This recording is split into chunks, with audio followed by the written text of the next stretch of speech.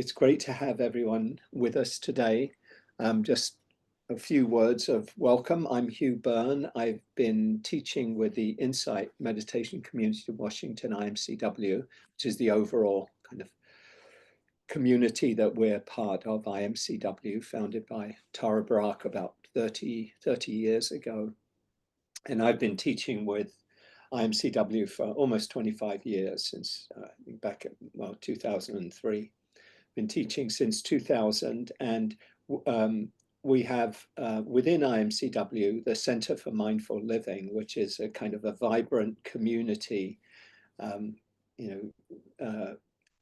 really, I think a warm, welcoming Sangha or community with lots of offerings, and we'll share more information about CML offerings at the end of our session today. And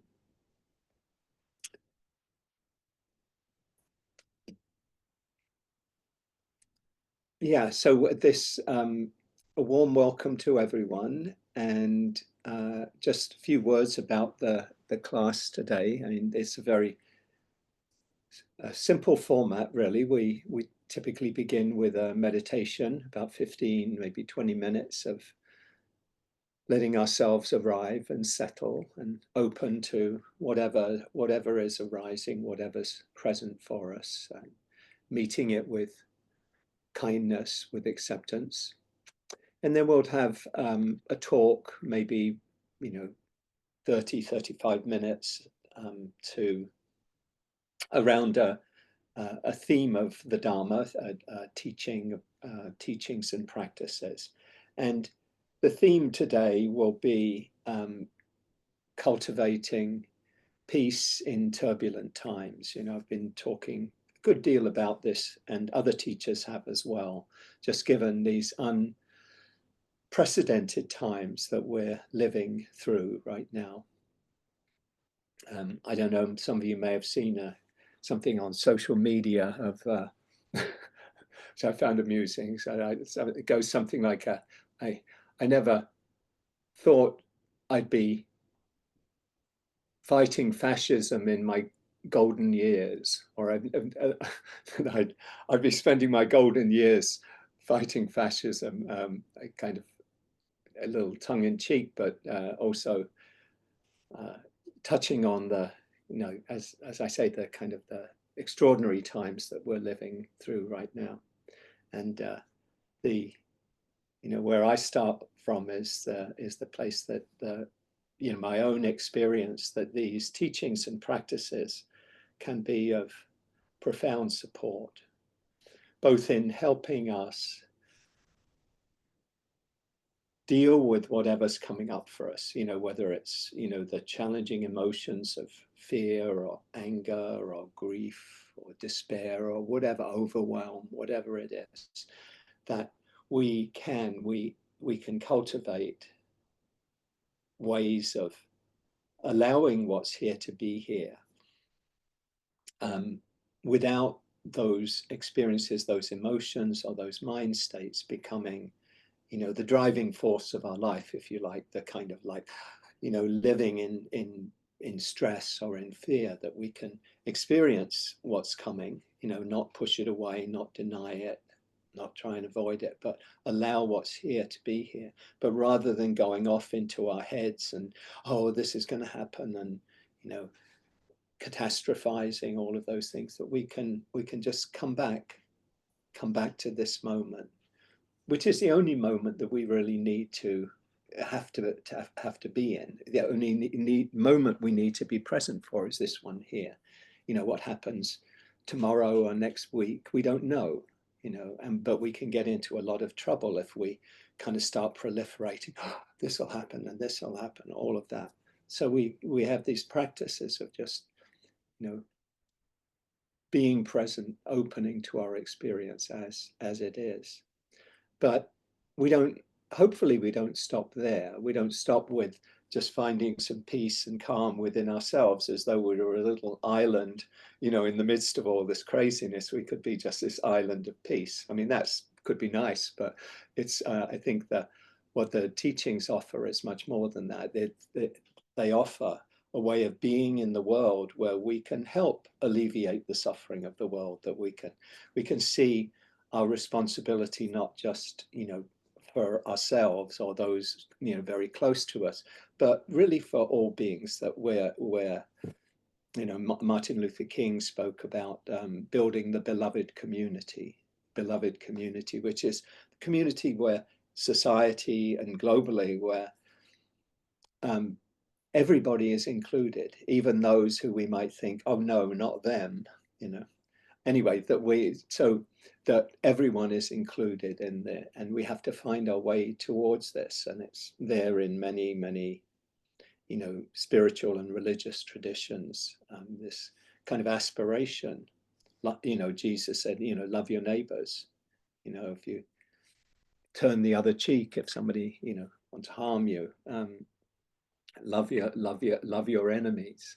And in many traditions as well, the Buddha said, hatred never ended with hatred, only with love is hatred ended.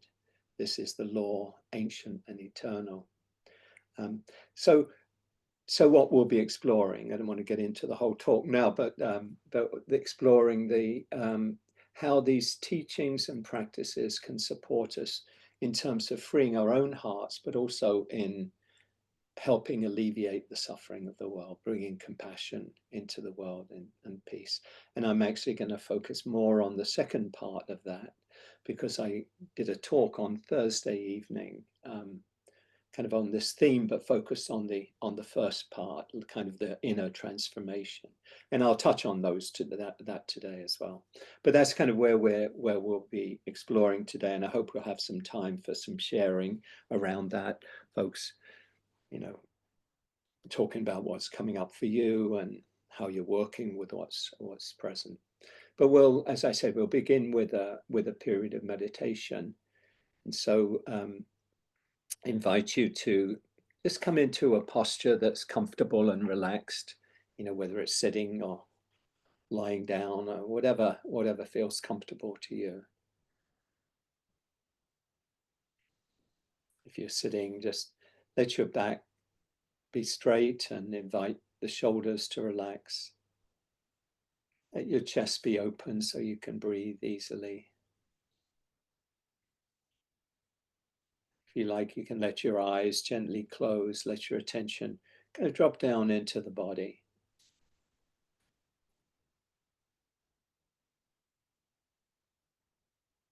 It's putting aside thoughts about the future, the past, memories, worries, plans. Just consciously you might put those aside and let your attention be present with whatever is here right now. Letting your attention come into the body, feeling the body, the contact with your chair or cushion, the weight of your body pressing down on your buttocks, thighs, feet.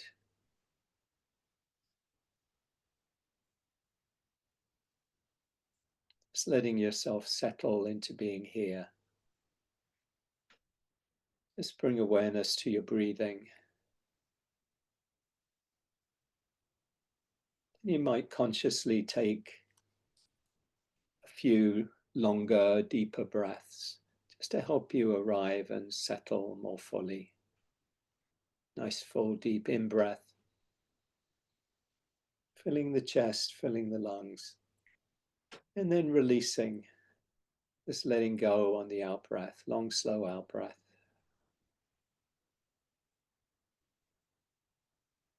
Breathing in, calming the body. Breathing out, calming the mind.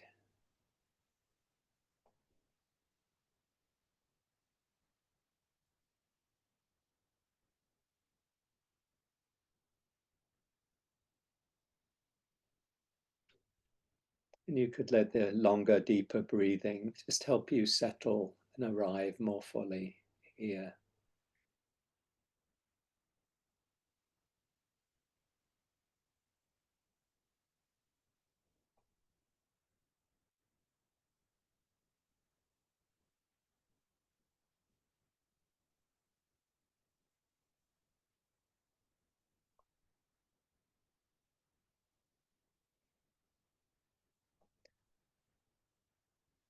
And the Buddha spoke about the benefits of gladdening the mind, just inviting the mind into a kind of more joyful, more spacious state.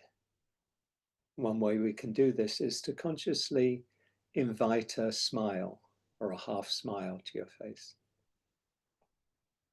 You might think of someone who makes you feel happy or joyful, a child or a friend or a grandchild or a pet, partner.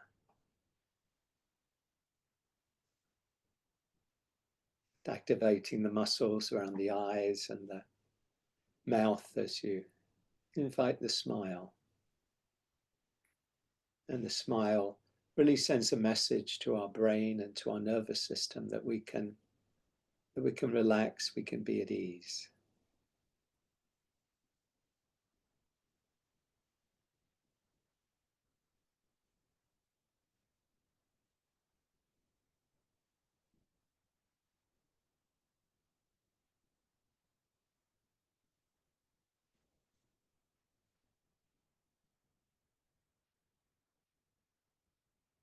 Be letting the smile be the attitude or expression that you want to bring to whatever comes up in your experience, whatever you're experiencing right now. See if you can just meet with that attitude or expression of a smile.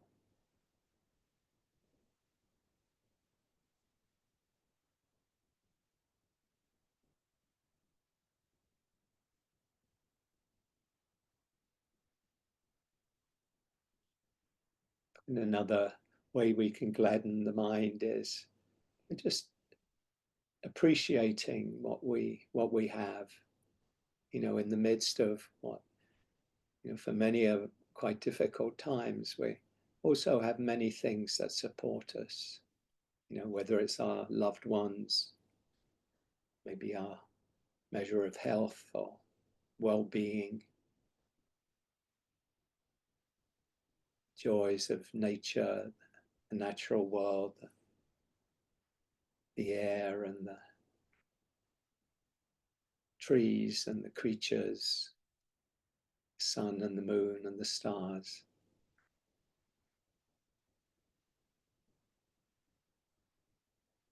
All the gifts of life that we didn't have to do anything to earn, just given to us.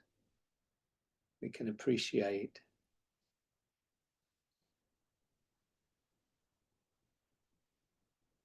For many are religious or spiritual practices and teachings that support us. We can just take a moment to appreciate those.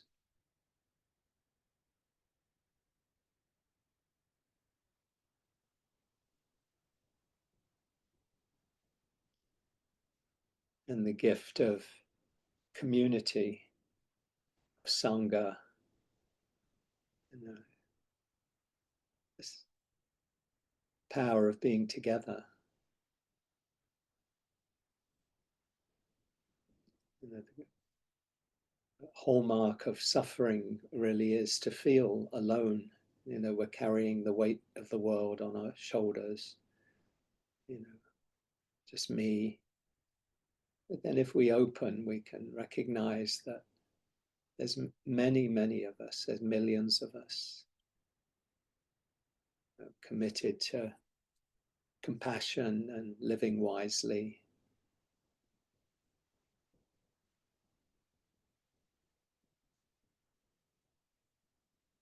Committed to a more peaceful, compassionate world. Just appreciate being here together.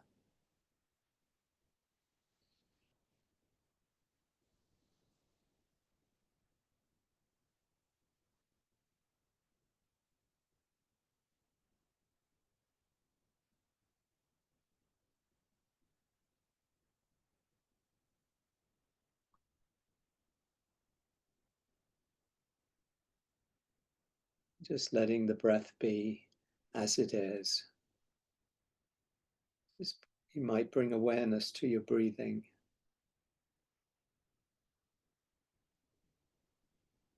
Let your breath be an anchor or home base for your attention. Breathing in, breathing out.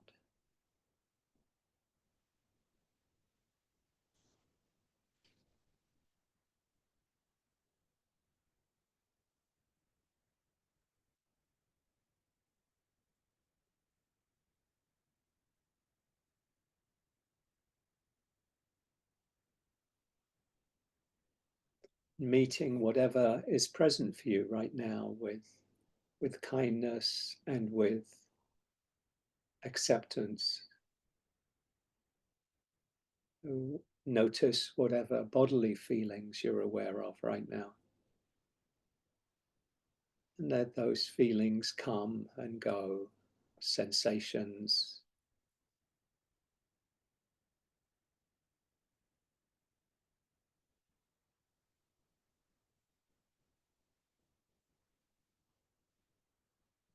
Whatever mood or emotions might be present right now.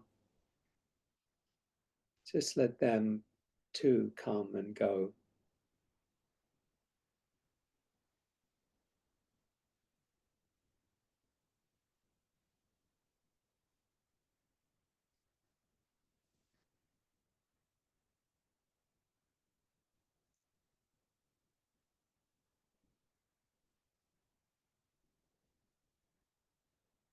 Whatever thoughts might be coming up in the mind, just let them come and go rather than clinging on to them. Just notice a thought and let it pass. Letting yourself just rest here, aware of the body, aware of the changing flow of sensations and feelings, emotions coming and going.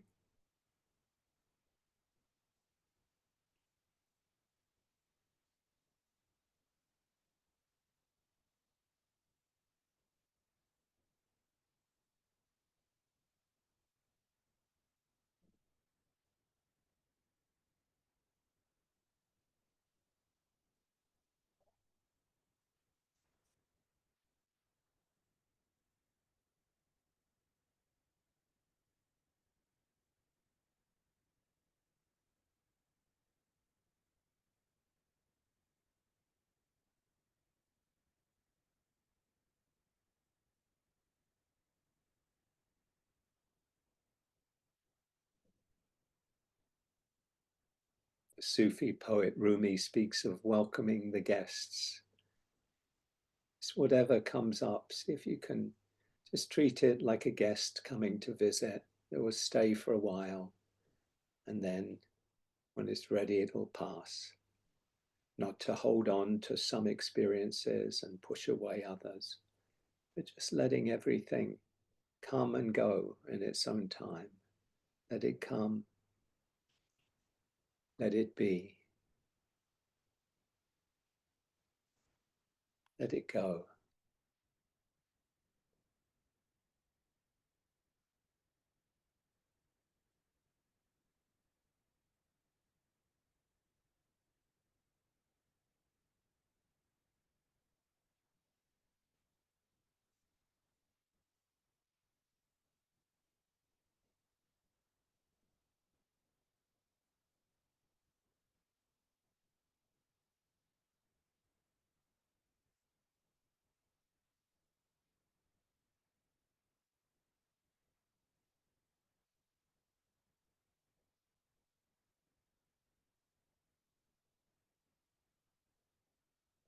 And if it's helpful, letting your breathing be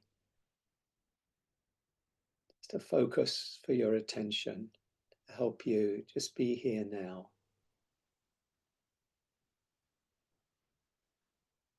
If it's helpful, you might just notice where your breathing is most clear to you, most noticeable to you. You could just rest your attention there. It might be at the nostrils or the upper lip, as the cool air enters the nostrils and the warmer breath is exhaled. Or it might be the chest, the belly rising and falling, expanding, contracting with the in-breath and out-breath.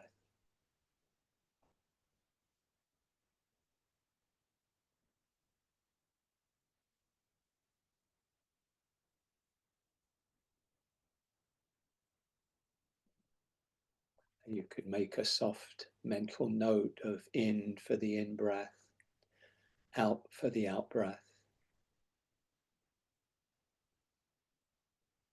or rise and fall, if that's helpful.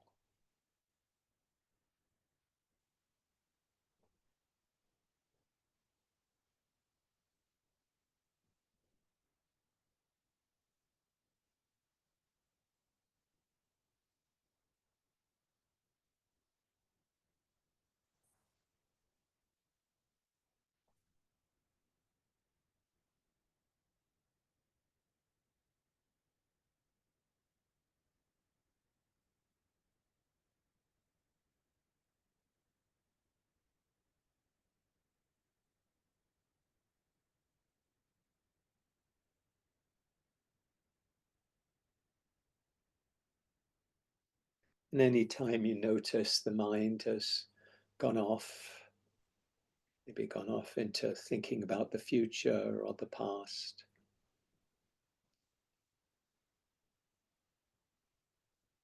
or gone off somewhere else into plans or worries or daydreams or memories. When you notice that, just pause and you might gently incline your mind back to the body and the breath. Here, this breath, in breath and out breath.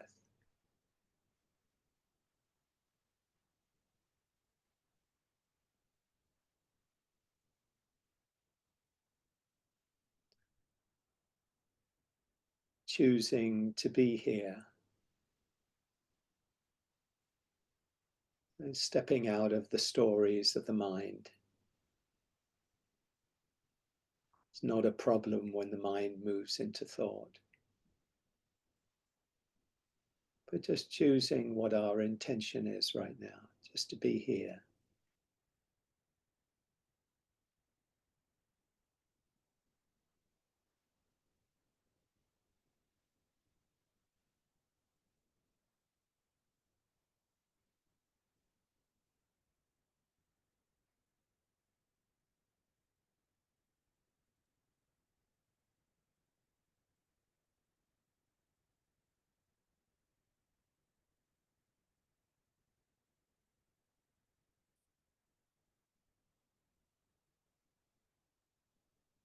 And you can begin again in any moment, no matter what has gone on before. Just come back to this moment, this breath, this feeling, this being here.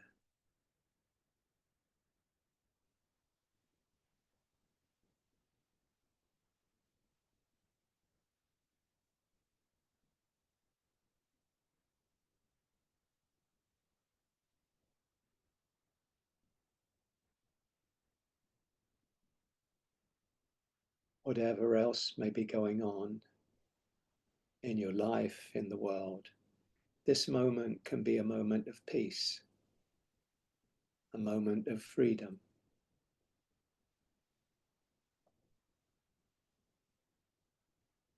As Dorothy Hunt says, peace is this moment without judgment. This moment in the heart space where everything that is welcome.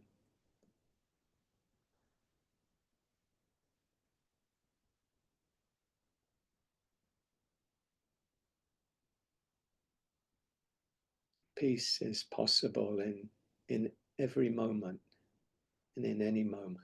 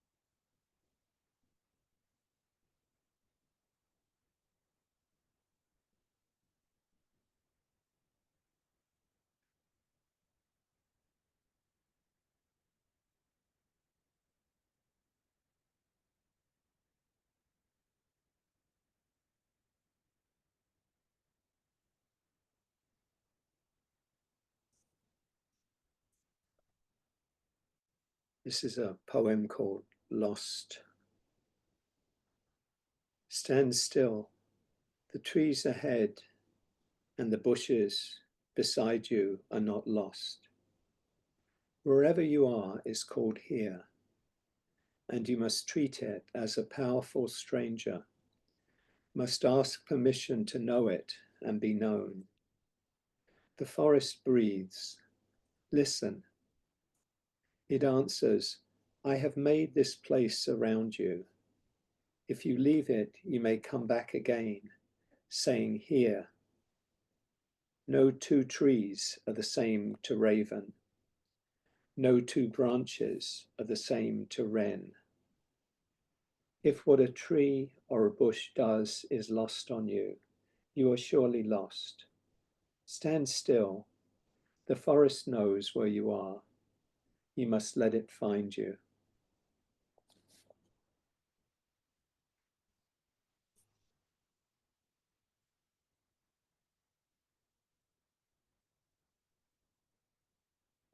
In this last minute or so of the meditation, I just ask you to reflect on, what you noticed coming up in the meditation, what was predominant for you, perhaps, or present for you.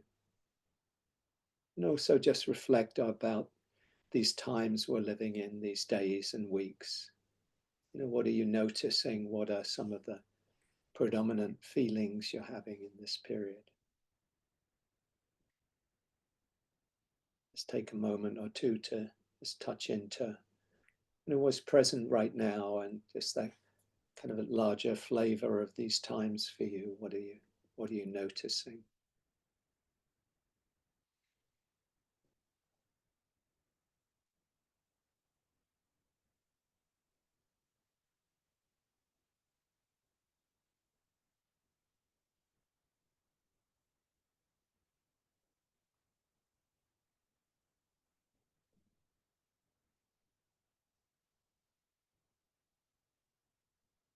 And in a moment, I'll ring the bell and I'll invite you, if you'd like to, just to share a word or two about what's present for you right now, and what the flavor, what you're experiencing in these times, these challenging times we're living in.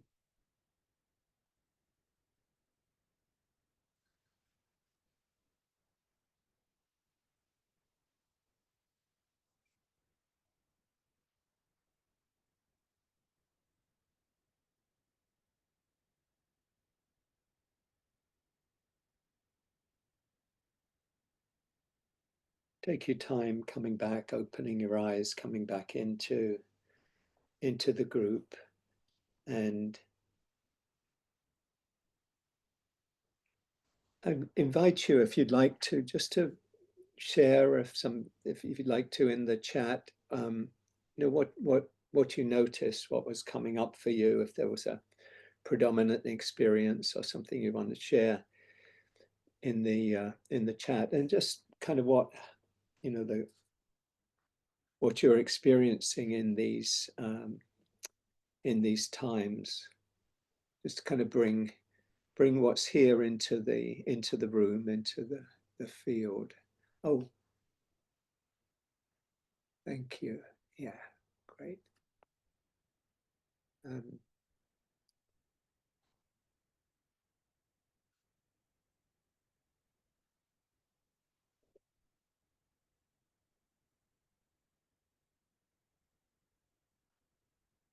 Dorothy, actualizing resistance.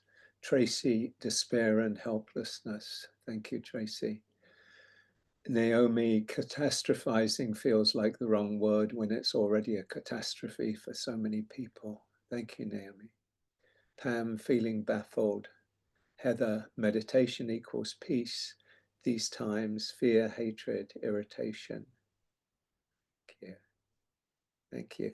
And please, if you like to, just feel free over these coming minutes to share. Emily, would you like to lead us in some movement for a few minutes, and then we'll go into the talk and the sharing. So, yes. thank you, Emily. Let's take that sensation, the energy from our meditation, and open up. Just broaden your arms. I'm inviting you to stand, but you may stay seated. You don't have to. Lifting the arms up, just reach with your left hand higher. Exhale down. Lifting up the right hand higher. Exhale down. Grasping the left wrist in your right hand and extend over towards the right, resting your head against your left arm, and then dropping the right elbow with an exhale. Being here in the moment with the breath. Inhale up, switch wrists, and extend over towards the left, dropping that left elbow down as you lengthen the right side. Breathing into the right rib cage. Exhale, soften. Allow what is here. Inhale up, floating your arms down. Just roll your shoulders, allowing that both joints to warm up, and the other way for a moment. And then lifting your arms up into cactus arms. Exhale, drop the hands down, leaving the elbows up. Inhale, rising. Exhale, dropping down. Inhale, rise up, extending the arms out. Flip your left palm up, take a look. Turn the right thumb down. And then on an inhale, switch over to the right palm up, the left thumb down. Back to the left to hold with the breath. And then switch over to the right. Breathing in. Exhaling here. And then lift both arms up, centering, drawing the hands to the heart. And then extending your arms out, place your right wrist on top of your left wrist. Clasp your hands. Soften your shoulders. And just draw a sideways figure 8, the symbol of infinity, allowing all the possibilities of movement of your upper back and your middle back. And come to center, and then move the other direction, finding your way, just as we find our way in meditation. Come to center, dropping the arms down. Notice for a moment a wide stance, and just become a windmill. Drawing the arms around and switching the other way.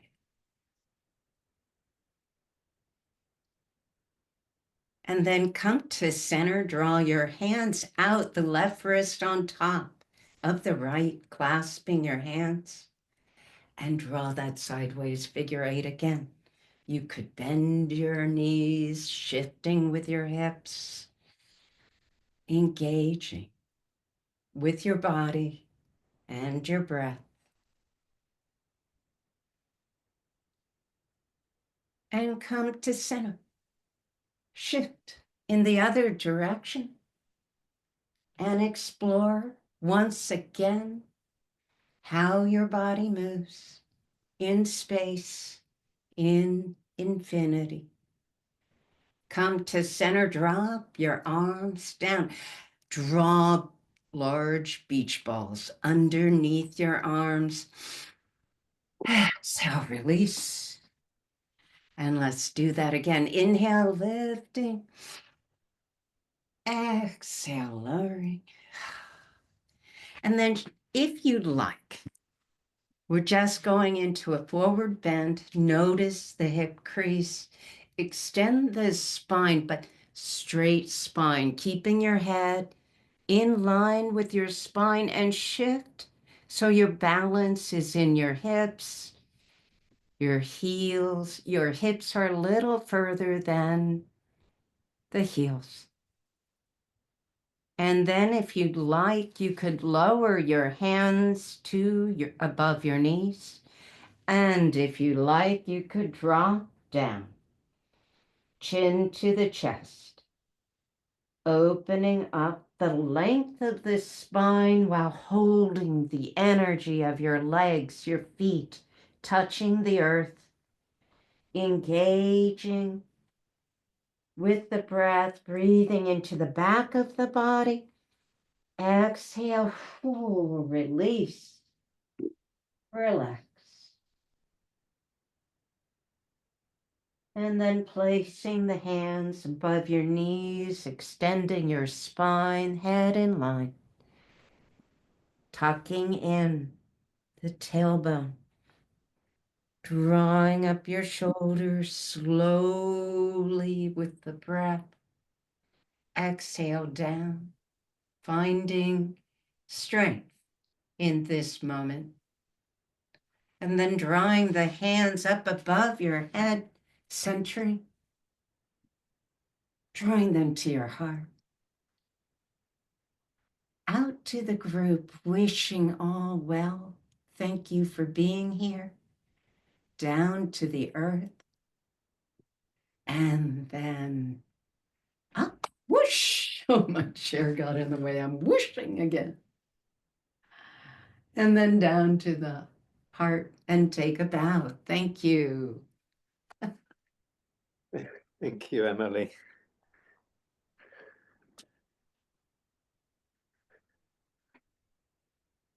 Thanks, Emily. That's lovely to get into the body, feel embodied, get some of the kinks out.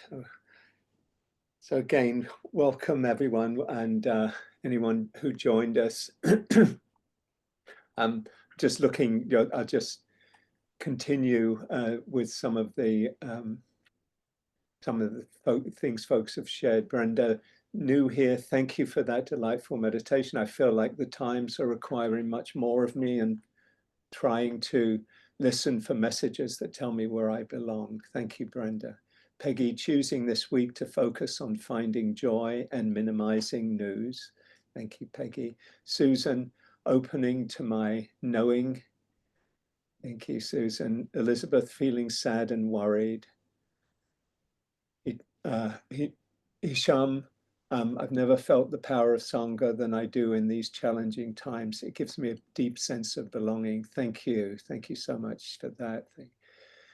Hisham.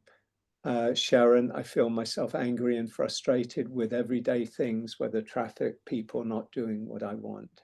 Yeah, good to recognize that and be kind to yourself. Thank you, Sharon. Susan, mix of excitement over a family visit and anxiety over political environment. Thank you, Susan. Jerry, this was a needed welcome refuge away from fear and worry, feeling more hope and energy. Thank you, Jerry. Sylvia, an opportunity, I think you were saying there, to feel my emotions in these times, fear, empathy, connection. Thank you. Diane, anxiety, grief, gratitude for honest, intelligent voices. Thank you. Tom Dunn, thank you so much. Cassie, so grateful for this community. Thank you, Cassie. Pamela, my throat chakra was activated. I started coughing because it's very challenging to speak your truth in society. Thank goodness for our Sangha. I did calm down and find peace finally. Thank you, Hugh, and everyone. Thank you, Pamela. And Beth, thank you both for this. Emily, finding a refuge amidst feeling lost. Thank you. And Achala, thank you, Emily. So thank you, everyone. Thank you for sharing, and thank you for being here. yeah, just, starting from the place, just share some reflections that these are extraordinarily challenging times where, the what's been happening particularly for the last 6 weeks, has been a shock to the senses, to the emotions, to the heart. Watching thousands of people being laid off, just with not with any real justification, but just kind of like, you're not doing what we want you to do, so we're going to get rid of you. Cutting off aid that's being, the people need, in different parts of the world to survive, to be able to have food to eat in Sudan, or HIV drugs in South Africa. Just the cruelty of it really, really, definitely challenges what we know as, just the heartlessness of it is extremely painful. There's so many things. I don't want to spend too much time just focusing on, what all of us are experiencing really every day, that this is, cruelty and inhumanity, and, fundamentally, grounded in what's not true, in dishonesty, making claims about, situations that are not true, whether it's from Ukraine starting the war in that we're experiencing now, and um, the things that we cherish for democracy, the rule of law, um, friendships with other democratic countries. Kind of all of this is being, we're being challenged on a daily basis. But having said that, there's a lot of there's much that we have that is really powerful. I think the most powerful thing of all is that we can ground ourselves in the truth, in telling the truth and being honest, and clearly that what is being done is, is based on confusion, unconsciousness, and dishonesty. And to know that we're grounded in truth, and that that our commitment is to compassion, to caring, to living together, is a profound support for us. And the fact that we are together, is also a great support. And these teachings of the Dharma that the Buddha taught 2,500 years ago, and that have been developed over these last 25 centuries, as well as other wisdom teachings that point in the same direction of truth and compassion and wisdom, are of enormous support, I think, in these times. And that's kind of the theme of what I want to talk about today. And I want to just highlight, I know a number of you were at the talk and the meditation on Thursday night, where I really talked about 3 core practices that can support us in these times, and that do support us in these times. And I won't go into them in a lot of depth now, because they're really the heart of what we're doing here. And also I talked more length on Thursday about them. But the first one is just to open to our experience, to make space, as we do in the meditation, for whatever is coming up. What we're doing when we open to, if it's anger we're feeling, or if it's fear or worry or grief, that rather than like, I want to keep that away because it's an unpleasant feeling, we often might do that, habitually, like, oh, I don't want to feel that. Let me have a glass of wine to, or some way of avoiding it. Let me just binge watch something on TV, or some way of escaping. That rather than doing that, we actually open to our experience and say, oh, okay, this is this is difficult. This is a difficult feeling to be with, a difficult emotion to be with. But if we can open to it, then that can be actually transformative, that being willing to open to our experience can allow us to engage with the world and engage, with what's coming up for us in a much more open and spacious way. I think in this period, it's really important to feel grief, to experience grief, because what is happening is that things are being lost that are irreparable, lives that are lost, won't come back, won't, uh, there won't be any magical solutions. Hopefully we can, through a variety of forms of resistance, public resistance and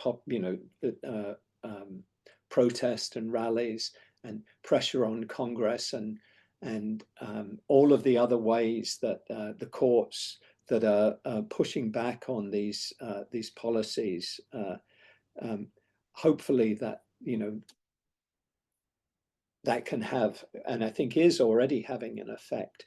But there's a lot that's already being lost and has been lost, and to allow ourselves to feel that, I think, is to feel our grief, I think, is really profoundly important if we are to be engaged and to be effective and to help alleviate the suffering of the world.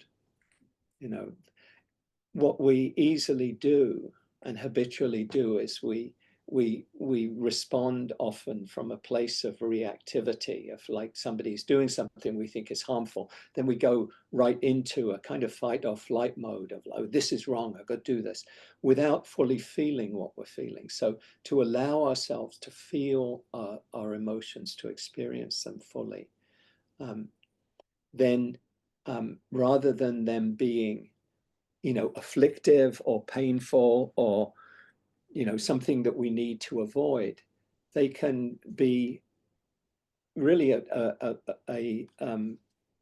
doorway, a pathway to real peace and to engaged action in the world, action to alleviate suffering. Eckhart Tolle says, what you accept fully, you go beyond.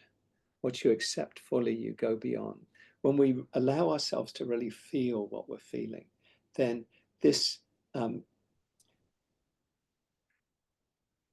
we can really untangle ourselves from what, many of us have experienced, that being caught up in anger or fear or other, painful mind states and emotions. We can process those feelings. We can kind of metabolize them within ourselves and then engage, fully and from a much more spacious place. So that this practice, which is at the heart of our practice, in a meditation practice, is to allow ourselves to feel what we're feeling, to open to the truth. This is what I'm feeling. It may be painful, but if I can allow myself to feel it, then it can come and go. It's only becomes problematical when I somehow cling to it, or try and push it away. Then it becomes, it becomes more afflictive. It becomes more painful. It can become debilitating.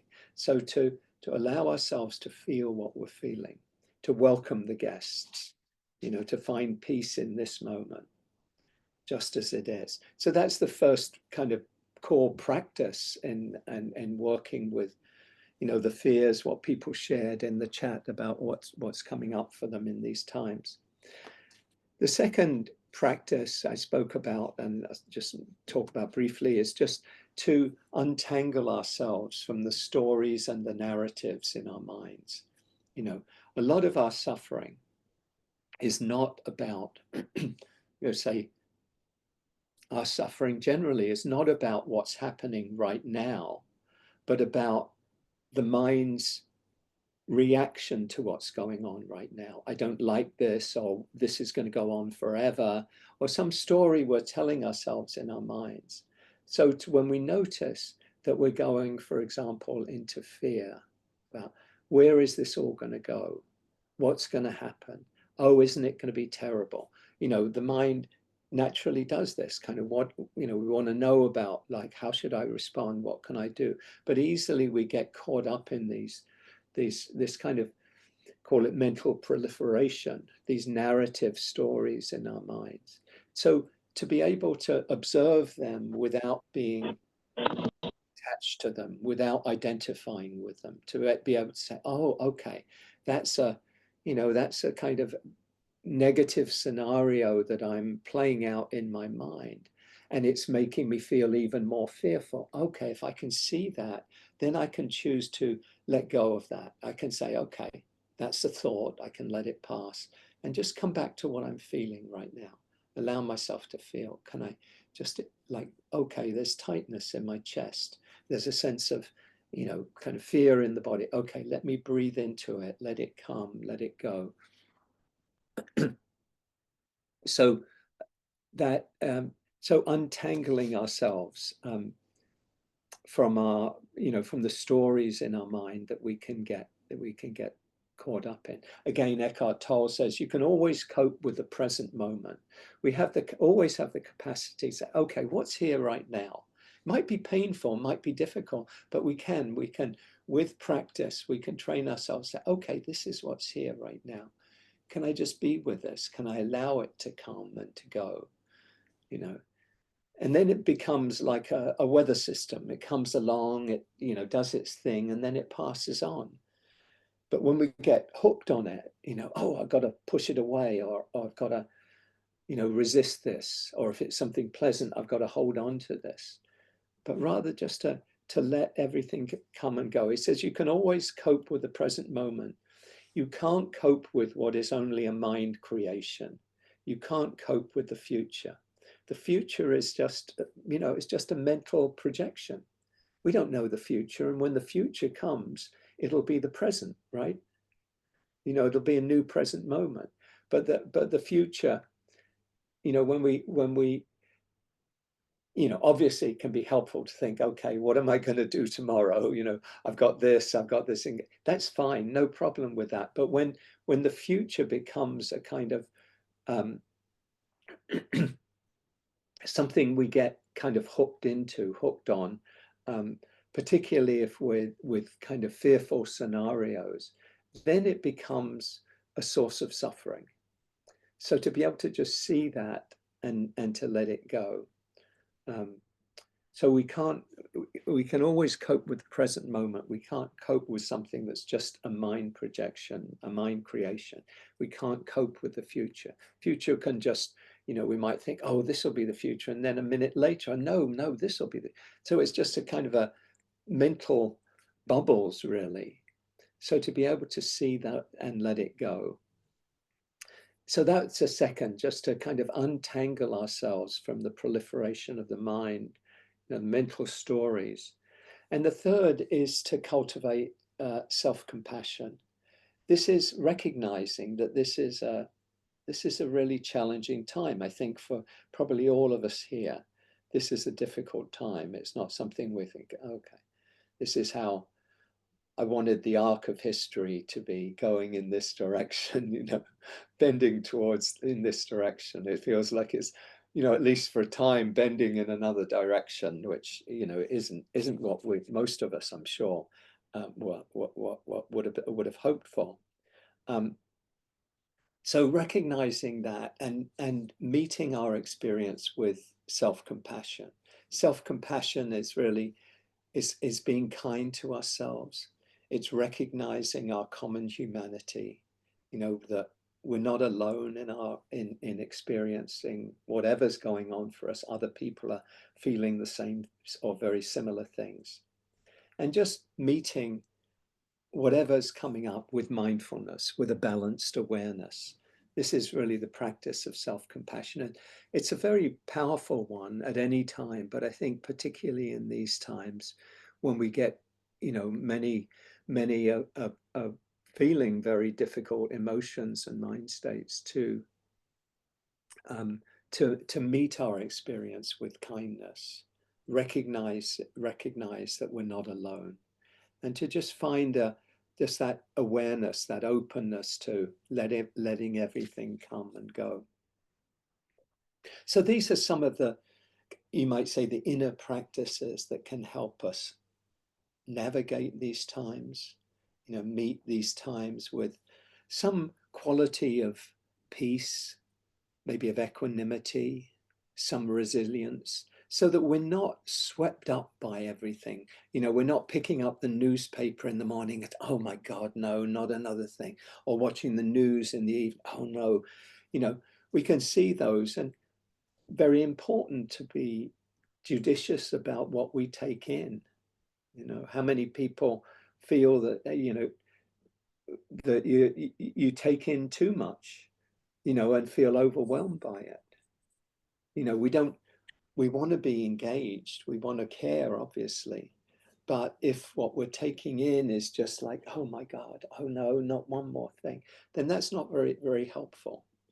So to be able to say, okay, I find reading newspapers to take in news tends to be a much better way for me to take in information than, watching the news and like, it's almost like they're wanting to rev you up, because it'll keep you focused, keep your attention on their, whatever they're offering, and that can be the same online, in social media, etc.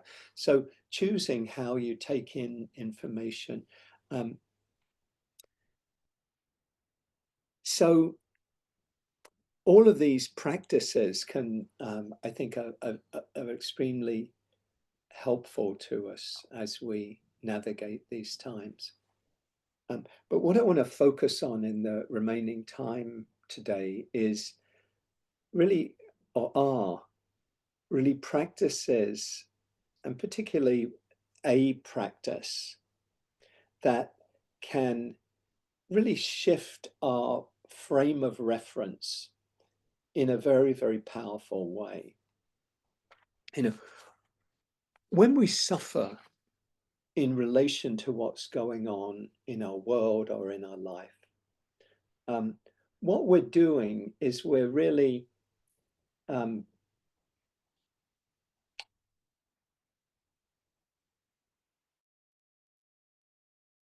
that we're looking through is very much a lens of the self. This, like, how is this affecting me, or maybe me and those close to me? It can be often, and when we suffer, I would say it's very much we're looking at at things in a kind of self-referential way or self-identified way. If we're suffering, there's something about me, me, that is really troubled by what's going on. That sense, because suffering is always about clinging to a sense of self. It's a separate self that we cling to. Oh, that identification of things through that lens. And one of the most powerful ways we can transform our relationship to what's going on and what we're in the middle of right now is really to shift the frame of reference from that I-centered view to a we-centered view, an all-being-centered view. We shift from the I to all of us holding this together. And my own commitment, rather than being just to myself and maybe those close to me, that my commitment is to alleviate suffering, the suffering of others, and ultimately the suffering of all beings. And this path in Buddhism is known as the Bodhisattva Path. Bodhisattva Path is really a commitment of compassion, of responding with compassion to the suffering of the world. It's like looking at what's happening you know, what's happening in the society, in our society right now, in our world right now. And the things that come up, to look at it through that lens of how can I help alleviate the suffering, you know, the suffering of all beings. This is one of the most, in the Buddhist kind of history of the last 2,500 years from the time of the Buddha, I would say this development of this way of seeing, which is kind of like an invitation to move from the self view, even if it's the self becoming freer and freer, you know, which can still be somewhat kind of self-referential, to being committed to the awakening of all beings, the freedom of all beings. This development within Buddhism, I would say, is one of the most 3 or 4 major developments in the history of Buddhism in the last 2,500 years, along with, you know, the development of Chan and Zen Buddhism in China and Zen and Japan, and expanding in other places. It's also a very powerful development, new way of kind of looking at our experience. The Tibetan Buddhist tradition, a very powerful new kind of new ways of looking at our experience and waking up. But this teaching of the teachings of the Bodhisattva Path, I think, one of the most powerful shifts, because they allow us to kind of reframe our view, our understanding of our experience and our relationship to the world. Again, from that more self-focused view to that larger we-focused view. And the Bodhisattva, what it means is, Bodhi means awakening, and Sattva means being. So it's a being committed to waking up, to finding freedom, to experiencing freedom. But it's freedom not just for ourselves, but for all beings. And classically in the Buddhist, you know, in Buddhist history, and the archetype or the ideal is of somebody who has done all the work to free themselves from suffering. You know, they've let go of afflictive states and they've cultivated wholesome, beneficial states and have let go of suffering, you know, and they've chosen to stay in the world of suffering, you know, what's called samsara, endless wandering, you know, wandering, just kind of going from one suffering to another, you know, doing the same thing over and over and expecting different results, kind of thing. We keep getting caught up and in this kind of wandering, endless wandering. The Bodhisattva, you know, could just kind of end this, you know, leave this realm of suffering, but chooses to stay around, stay in this realm of suffering until all beings are liberated. So that's the archetype, that's the kind of ideal vision. It's, you know, it's articulated in the vow that somebody can take, a commitment to the awakening of all beings. And it's a very idealized kind of vow. It's, I think, it's sentient beings are numberless. I vow to save them all. Delusions are inexhaustible. I vow to eradicate them all. The gates of the Dharma, you know, gates to freedom, are limitless. I vow to enter them all. The Buddha's way is inconceivable. Excuse me. I vow to attain it.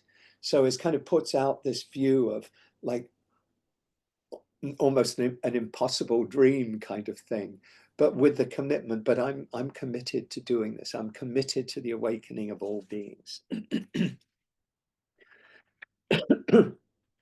Excuse me.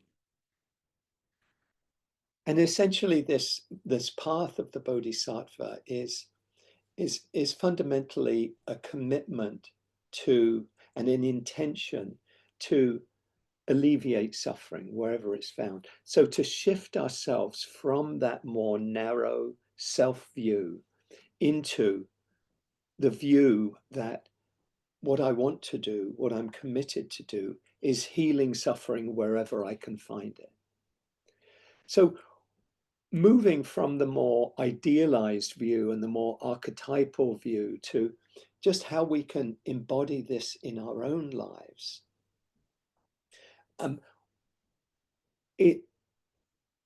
I found this practice actually to be a transformative one. Just to take a excuse me again, to take a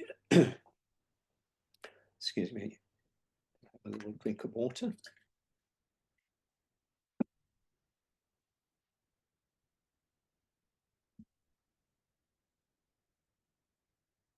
We could take a situation which we might find to be a troubling one, where we might be helping somebody, a family member or a friend, and trying to support them in some way or another, but we might find, our intention is, to be as supportive as possible, but we might find ourselves, getting caught up in, oh, this is taking too much of my time, and oh, I've got so much to do. And we could get caught up in those kind of stories of how this is impacting me.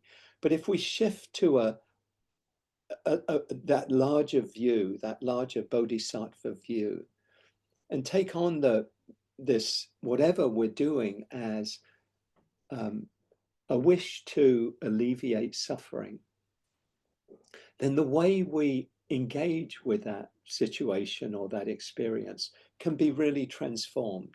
I found this in my, in our own lives with a family member where, making a commitment to being of support to a family member who's going through a very difficult time in aging and memory loss, and still finding myself like, oh, well, this is taking so much time from other things I've got to do, to be able to consciously shift that kind of self-referential view into a wider view of my commitment here is to be of support, to be of help in any way I can.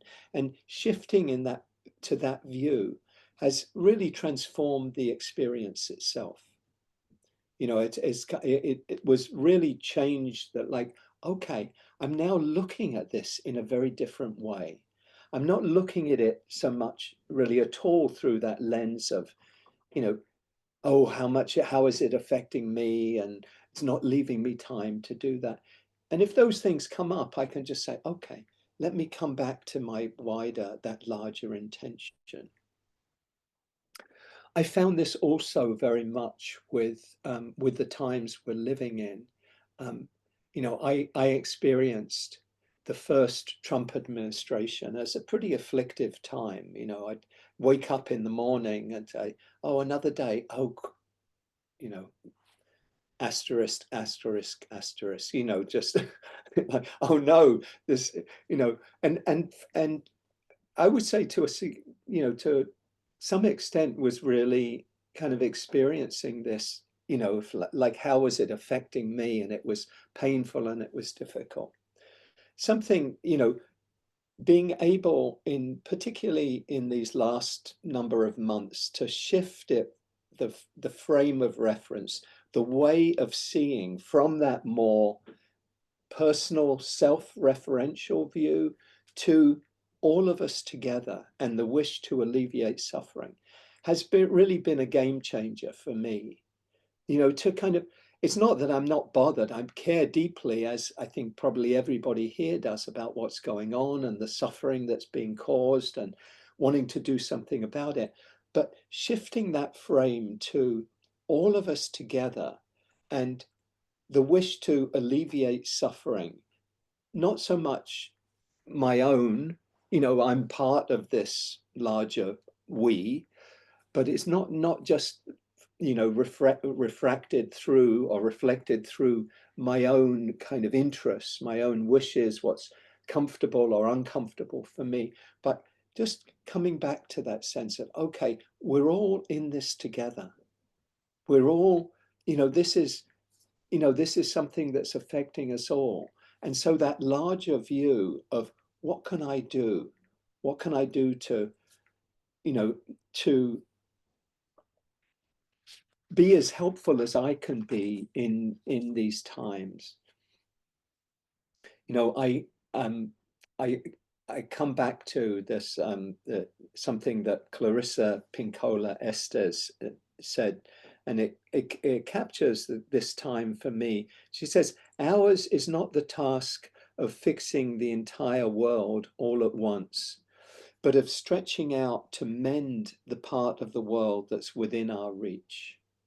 So ours isn't the task of fixing the entire world all at once, but stretching out to mend the part of the world that's within our reach. And I think it's easy for us to get caught up in, oh, there's so much to do, I can't do it all, it's overwhelming. But we can let go of that and say, what can I do? And this is really the kind of the Bodhisattva vision. How can I be of support? How can I help? It's not that I have to do everything, but where is my heart called to respond? What do I feel, and where can I make a difference? So this is the invitation is really to come into a shift of our awareness, a shift of our way of seeing, from that self view to a commitment to, a conscious commitment, whether we do it as a vow, or whether we do it in a public way, or we do it within our own hearts, but committing ourselves. What can I do in this period to help alleviate suffering, to help bring compassion into the world in the best way that I can do it? And so that becomes the main intention. That becomes the central intention of our hearts. And engaging in that way, or from that kind of way of seeing, and having the intention of it alleviating suffering be the ground of our actions and our engagement in this period, is, I think, really transformative in terms of our own suffering, and in terms of our own, potentially in terms of our own effectiveness. Because when we're coming from this place, we're not in that tight kind of self-reference view. We're not like, oh, I feel really stressed by this, or I feel fearful about this. We can feel what's coming up, let it come and go, and say, what's my intention? How can I alleviate suffering? What can I do that can be supportive? And I just want to finish, just kind of conclude this for today with Jack Cornfield, in his book, The Wise Heart, or Wise Heart, Teachings of Buddhist Psychology, I think is the subtitle. He has a chapter on the Bodhisattva Path. And he talks about 3 qualities of the Bodhisattva, 3 qualities of this, a being, any one of us, committed to awakening, their own, committed to their own awakening, their own freedom, and the freedom of all beings. And the first quality is that the Bodhisattva takes refuge in the truth, in acceptance that this is, however things are, this is the way things are, and I have to engage with things as they are in this moment. So many of us, probably the vast majority of us, would rather this moment be different than it is, would rather there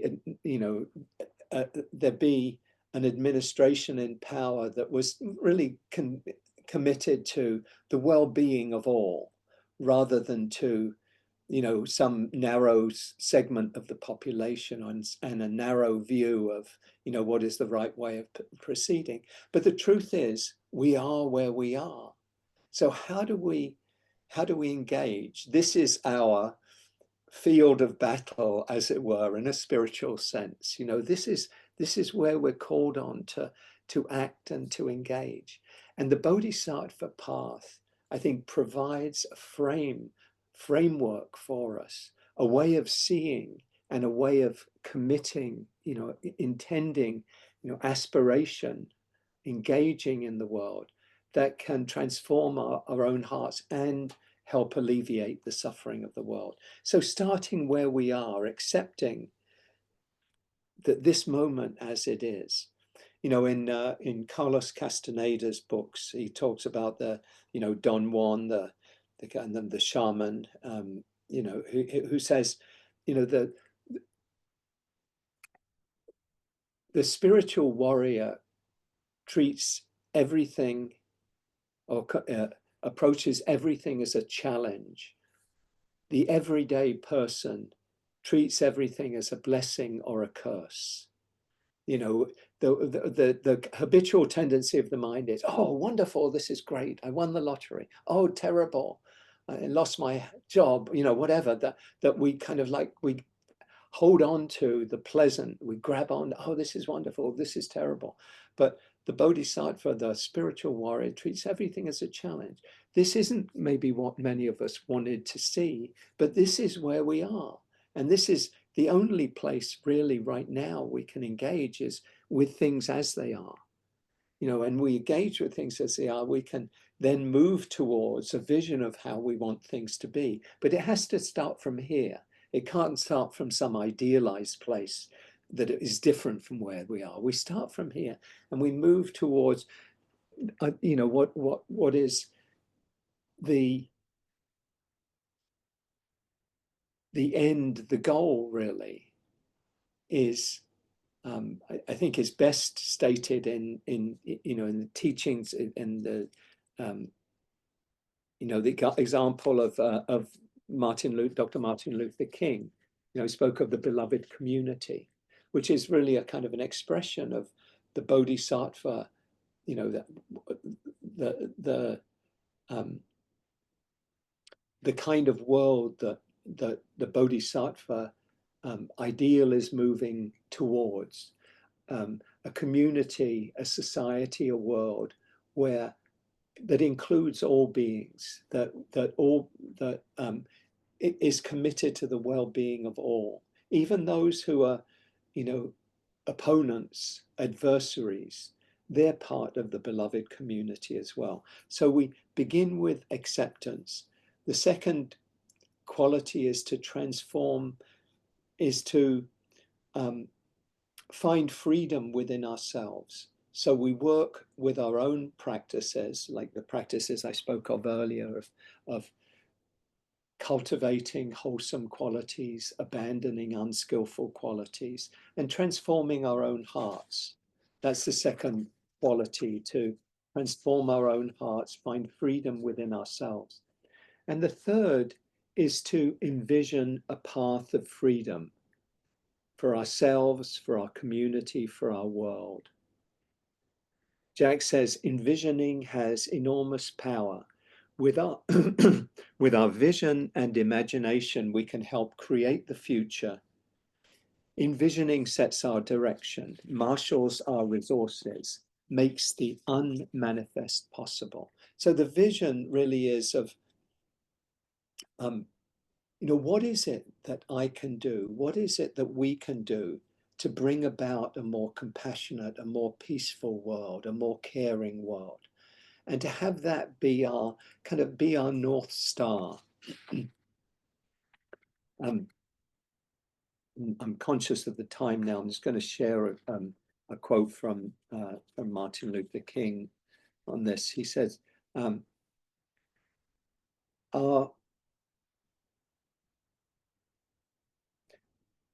we must make it clear that it is injustice which we seek to defeat and not persons who may happen to be unjust. So it's not the personalities. We're trying to change unjust policies and practices, etc. We have before us the glorious opportunity to inject a new dimension of love into the veins of our civilization. Our motto must be freedom and justice through love, not through violence, not through hate, no, not even through boycotts, but through love. As we struggle for freedom in America, it may be necessary to boycott at times, but we must remember as we boycott that a boycott is not an end within itself. It's merely a means to awaken a sense of shame within the oppressor and challenge his false sense of superiority. But the end is reconciliation. The end is redemption. The end is the creation of the beloved community. So I think we can see ourselves in this period, this vision, the Bodhisattva vision of wanting to alleviate the suffering in whatever way we can, that we're part of a very righteous and moral struggle, just like the civil rights movement in the 50s and 1960s, against what are oppressive and wrongful policies. And we can identify those as being wrong, as being harmful, as being cruel, without turning anybody into the enemy, but rather see the policies as needing to be changed, and that we can feel ourselves part of a community, as part of a moral and righteous struggle to create a more peaceful, a more compassionate society, and to do everything that we can. And using this Bodhisattva vision, this commitment to the well-being of all and to alleviate the suffering of all, rather than just, coming back to that self-reference view, that kind of self-identified view. And when we do come back to that, we can just see that, let it go, and then invite that larger that larger vision and that larger intention.